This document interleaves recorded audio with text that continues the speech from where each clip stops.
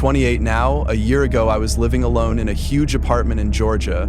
Life was going smooth. My parents were back in Texas, but I was doing fine on my own. I had a solid job, a nice place, and more space than I even needed. It finally felt like I had control of things, like all the years of grinding were starting to pay off. Then I got fired. No warning, just called in and let go.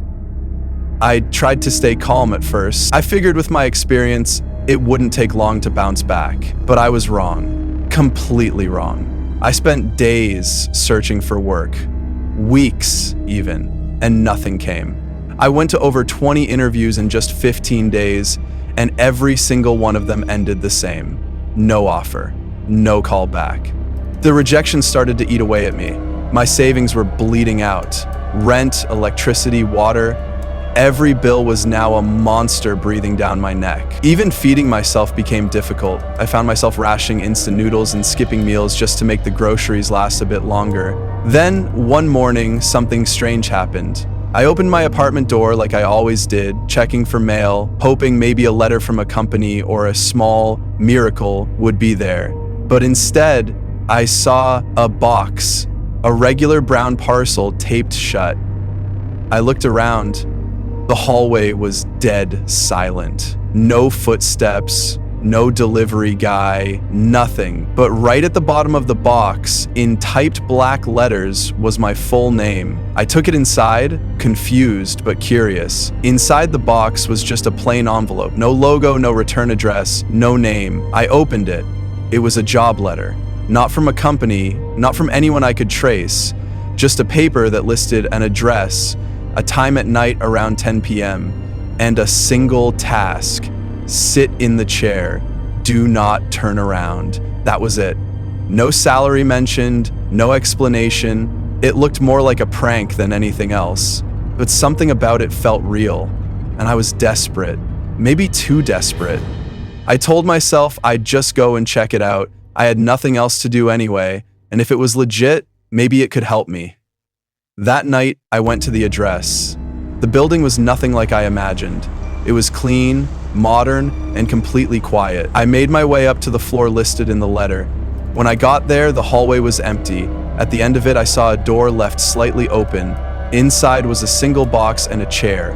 No people, no camera, just that. I opened the box. Inside was $500 in crisp bills, and another envelope. This one said, "Advance payment, task, sit in the chair, do not turn around, remain seated for 7 hours." It felt wrong. My instincts screamed at me to leave, but $500? That was more than I had left in my account. So I sat down. At exactly midnight, the light flicked off. The room went pitch black, and then I heard it. Heavy breathing, deep, slow, and coming from just inches behind me. I held my breath.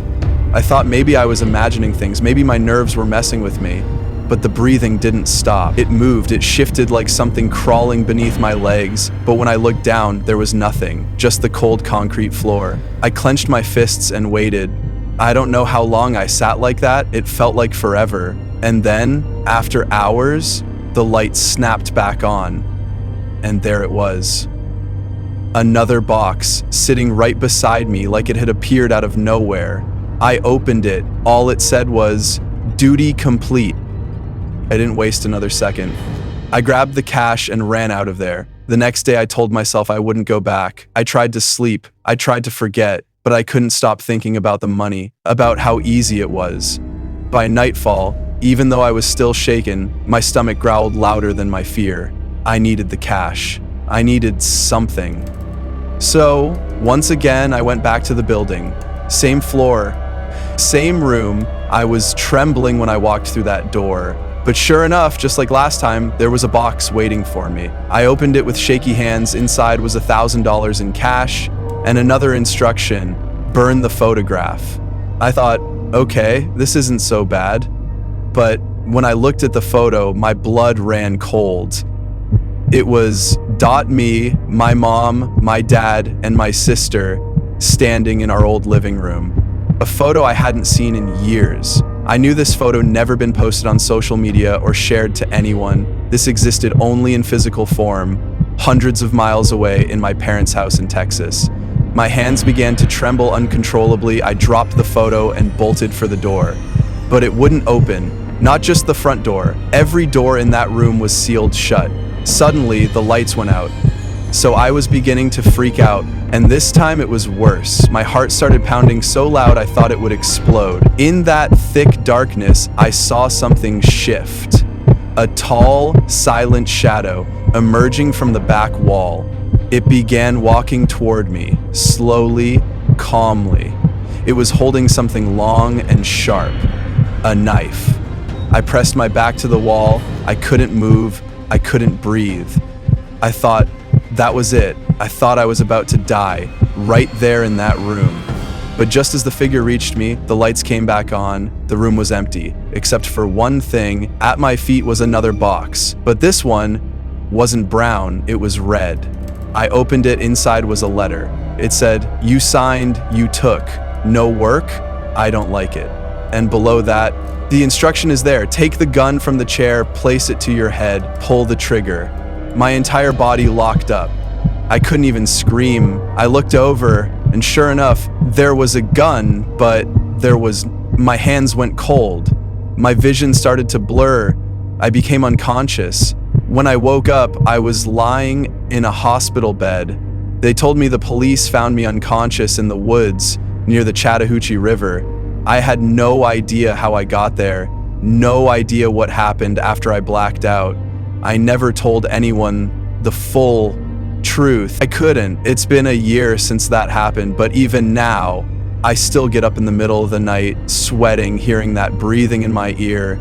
I've moved states, I've changed my number, but sometimes I wonder, if I ever see another box at my door again, will I open it?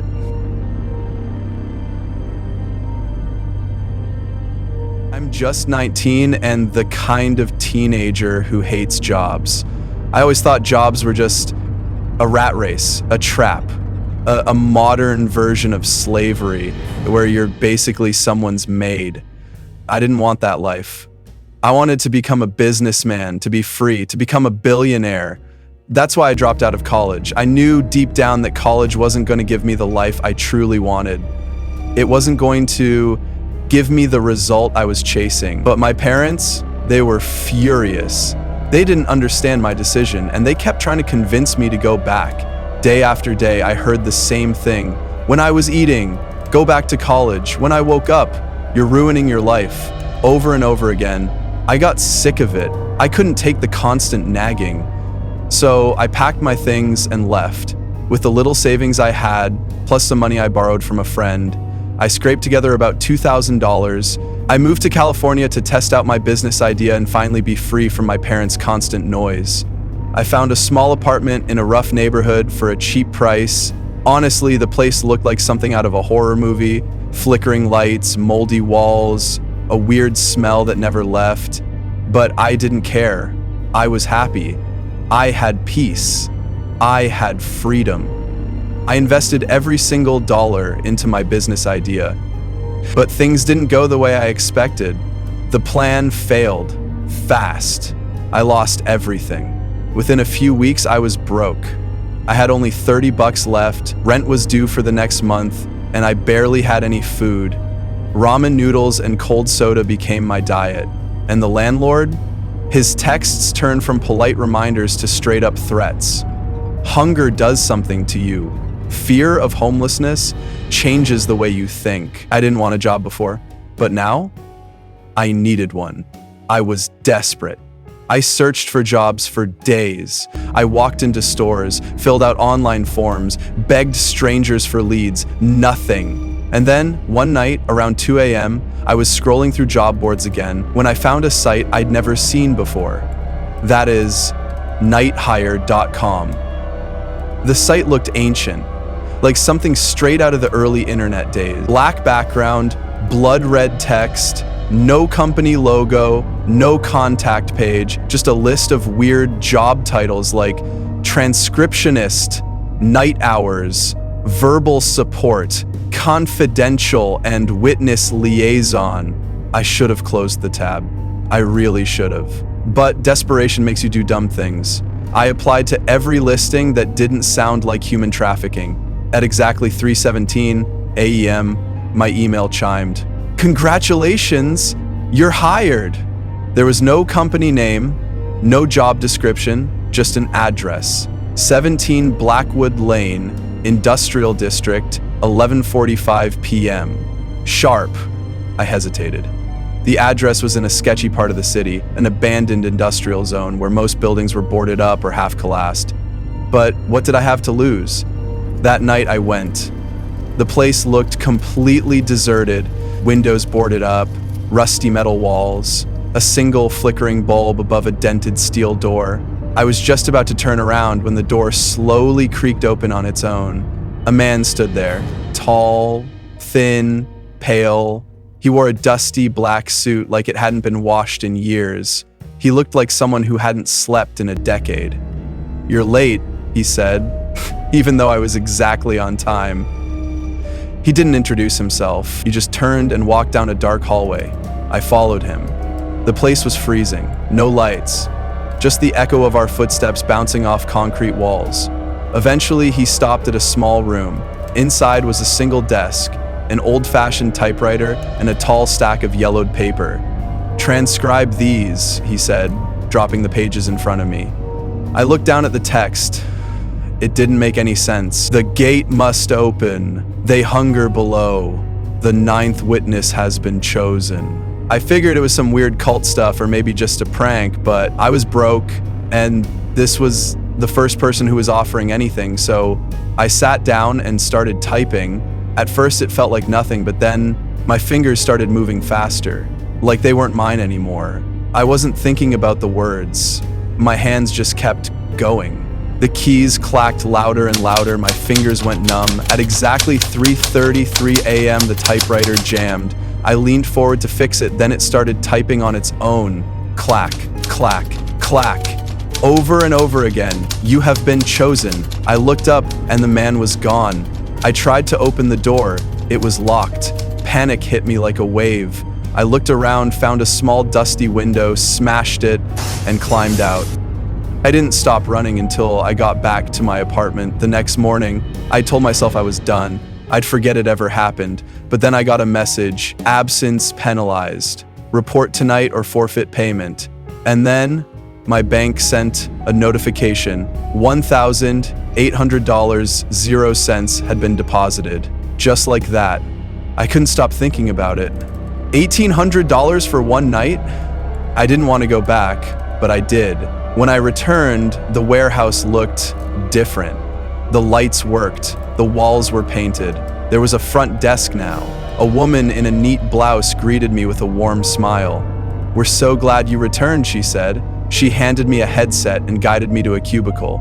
"You'll be handling customer service tonight," she said. "Just follow the script." The first call came in. All I heard was static, then a whisper. "Can you hear them? The ones under the floor?" I looked at the script. "Thank you for calling. Your satisfaction is our priority." I read it out loud. More calls followed. A man sobbing. "I didn't quit. I'm still here." A child's voice. "The dark tastes like pennies." I tried to take the headset off, but it wouldn't come off. I pulled again, harder, but it felt like it was part of me, like it had fused to my skin. Eventually, I ripped it off with pain that felt like tearing off my own ear. I ran home and didn't go back. But from that day on, I kept getting weird emails, messages saying, "You have been chosen. Become a permanent member. The 9th witness have been chosen." I deleted all of them, blocked everything. I went back home and re-enrolled in college and lived with my parents. I tried to forget the things that happened to me and didn't tell anyone, but sometimes when the clock hits 3:33 a.m., I still get messages, or worse, calls from numbers that don't exist, even on my landline. And the voice always says the same thing: the 9th witness cannot run forever.